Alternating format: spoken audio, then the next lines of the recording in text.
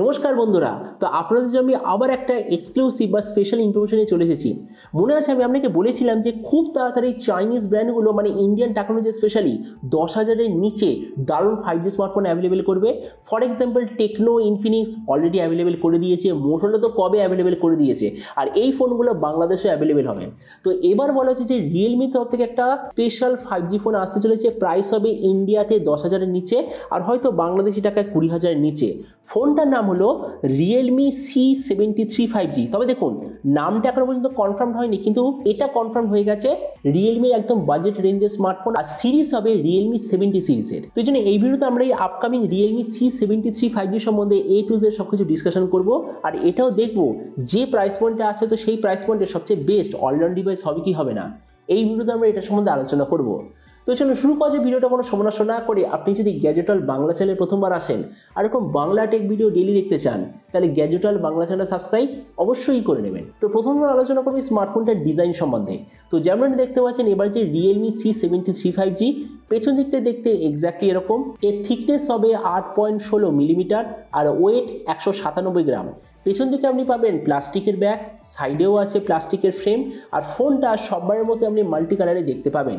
ডিসপ্লের দিক থেকে এতে আছে 6.67 inch HD+ 120 hertz IPS LCD display, তার সঙ্গে 240 হার্জের টাচ সামিং রেট, 600 নিটসের brightness, 20:9 aspect ratio, 93% screen to body ratio, আর ডিসপ্লের যে প্রোটেকশন সেটা হলো পান্ডা গ্লাসের ডিসপ্লে প্রোটেকশন।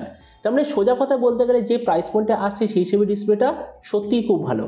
প্রসেসরের দিক থেকে এতে আপনি পাবেন Dimensity 6300 5G প্রসেসর, কিন্তু একটা জিনিস মনে রাখবেন, এর যে প্রসেসর নেম সেটা এখনো পর্যন্ত কনফার্ম হয়নি, কেননা এটা বলা হচ্ছে যে এর মধ্যে যে 5G প্রসেসরটা হবে সেটা স্পিড হলো 2.3 GHz। এবার 2.3 GHz ওয়ালা 5G প্রসেসর কি অ্যাভেলেবেল আছে বাজেট রেঞ্জে সেটা আমার এই মুহূর্তে মনে আসছে না, কিন্তু মার্কেটের ট্রেন্ডের অনুযায়ী যতদূর মনে হচ্ছে এতে আপনি পাবেন Dimensity 6300 5G। ক্যামেরার দিক থেকে এতে আপনি পাবেন 50 আর একটা AI সেন্সার রিয়ার সাইডে, ফ্রন্টে আছে 8 মেগাপিক্সেলের সেলফি। এই যে স্মার্টফোনটা আপনি বিভিন্ন ধরনের র্যাম আর স্টোরেজ অপশনে দেখতে পাবেন। For example 4GB, 6GB, 8GB, 12GB RAM variant, তার সঙ্গে 128GB, 256GB, 512GB আর 1TB স্টোরেজ অপশনে দেখতে পাবেন। এই র্যামের কোয়ালিটিটা হবে LPDDR4X, মেমোরিতে আছে UFS 2.2 যেটার সঙ্গে হাইব্রিড কাস্টটের অপশান। ব্যাটারিতে আছে 5500 mAh ব্যাটারির সঙ্গে 45 ওয়াটের চার্জার, আর কানেক্টিভিটি হলো USB Type-C। তো এবারই স্মার্টফোনের বাকি কিছু ফিচার বলতে গেলে এতে আপনি পাবেন Android 14 out of the box, 3.5mm jack, single speaker, side mounted fingerprint sensor, আর IP64 এর ওয়াটার অ্যান্ড ডাস্ট প্রোটেকশন। আর এর OS আপডেট সাইকেলের দিক থেকে বলতে গেলে এতে আপনি পাবেন 2 বছরের মেজর OS আপডেট আর 3 বছরের সিকিউরিটি আপডেট। তো এবার সবচেয়ে মেন জিনিস, ফোনটা কি দামে লঞ্চ হবে। দেখুন, ভিডিও স্টার্টিংয়ে বলে দিয়েছি, স্পেসিফিকেশনটা দেখে মনে হচ্ছে আর মার্কেটের ট্রেন্ড দেখে মনে হচ্ছে ফোনটা ইন্ডিয়ার মার্কেটে 10,000-এর নিচে আসার কথা। আর আপনাদের ভিডিওটা বাংলাদেশ থেকে দেখে থাকেন তো বাংলাদেশে লঞ্চ হওয়ার কথা যতদূর মনে হচ্ছে 20 থেকে 25,000 বাংলাদেশি টাকার মধ্যে, মানে ধরে নিন একদম বাজেট 5G ফোন হিসেবে লঞ্চ হবে। তো এবার সব ভিডিওর মধ্যে এখানে আপনাকে জানাবো এই যে স্মার্টফোনে যে আসতে চলেছে এটা কি প্রাইস পয়েন্টের মধ্যে সবচেয়ে ভালো নাকি এর চেয়ে বেটার অন্য কোনো স্মার্টফোন অ্যাভেলেবেল আছে। তো দেখুন, আমরা যদি 10,000-এর নিচে দেখি তো আমরা বলবো সবচেয়ে ভালো ব্র্যান্ডেড কোম্পানির তরফ থেকে 5G ফোন হলো মোটোরোলা G45, যেটা এই মুহূর্তে 10,000-এই অ্যাভেলেবেল আছে। তো আমরা যদি মোটোরোলা G45 এর সঙ্গে কম্পেয়ার করি, প্রথমত ডিসপ্লে, এই দিক থেকে আমি বলবো দুটো ফোন এক্স্যাক্টলি সেম, কোনো ডিফারেন্স নেই, কেননা দুটোতেই same display, same refresh rate.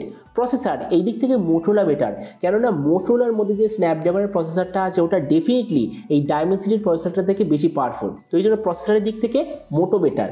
Camera, এই দিক থেকে আমি মোটোকে প্রেফার করবো, কেননা দেখুন মোটোতে আছে 16 সেলফি, রিয়েলমিতে আছে 8 সেলফি, তো এই জন্য ক্যামেরার দিক থেকে মোটো বেটার। ভেরিয়েন্টের দিক থেকে দুটো ফোন সেম, কোনো ডিফারেন্স নেই।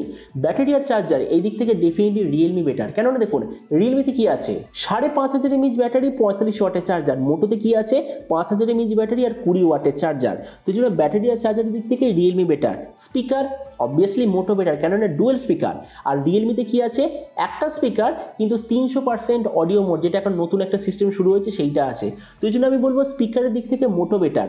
আর OS আপডেটে অলওয়েজ রিয়েলমি বেটার, কেননা যতদূর মনে হচ্ছে ফোনটা আসবে Android 15 দিয়ে, তার সঙ্গে আবার 2 বছরের মেজর OS আপডেট। আর মোটোরোলা কি করে, একটা তো OS আপডেট দেয়, তার সঙ্গে আবার Android 14 out of the box. তো আমরা দেখুন ভিডিও লাস্ট আমি এটাই বলবো, এই যে রিয়েলমি তরফ থেকে নতুন ফোনটা যে আসতে চলেছে, আমার ফোনটা সত্যি খুব ভালো লেগেছে। অবভিয়াসলি 10,000 টাকায় হয়তো সব থেকে ভালো নয়, কিন্তু হ্যাঁ টপ 2 বা টপ 3-র মধ্যে অবভিয়াসলি এটা হবে। কেননা একটা 5G ফোনের এই মুহূর্তে সবচেয়ে ইম্পর্টেন্ট জিনিস কি, ব্যাটারি খুব বেশি ড্রেন হয়। আপনি যাই ফোন ইউজ করুন না কেন ব্যাটারি খুব বেশি ব্যবহার হয়, আর তার সলিউশন কি 5000 mAh ব্যাটারি, আর ওটা তাড়াতাড়ি চার্জের জন্য কি 45 ওয়াটের চার্জার। তো এই জন্য আমার মনে হয় এই স্মার্টফোনটা যদি 10,000 টাকা ইন্ডিয়ান টাকা অনুযায়ী বা 20 থেকে 25,000 বাংলাদেশি টাকা অনুযায়ী লঞ্চ হয়, তো একটা দারুণ অলরাউন্ড স্মার্টফোন অবশ্যই হবে। তো এবার আপনি নিচে কমেন্ট আমাকে অবশ্যই জানাবেন নিজে রিয়েলমি তরফ থেকে নতুন ফোনটা যে আসতে চলেছে, তো আপনি কি এই দামে এটা নিতে চান নাকি অন্য কোনো স্মার্টফোন আপনি চুজ করতে চান, এটার সম্বন্ধে নিচে কমেন্ট বলতে আমাকে একদমই ভুলবেন না। তো চলুন দেখা হবে আগামীকাল একটা টেক ভিডিওতে। Till then stay tuned and always remember, think positive, be positive. Thank you.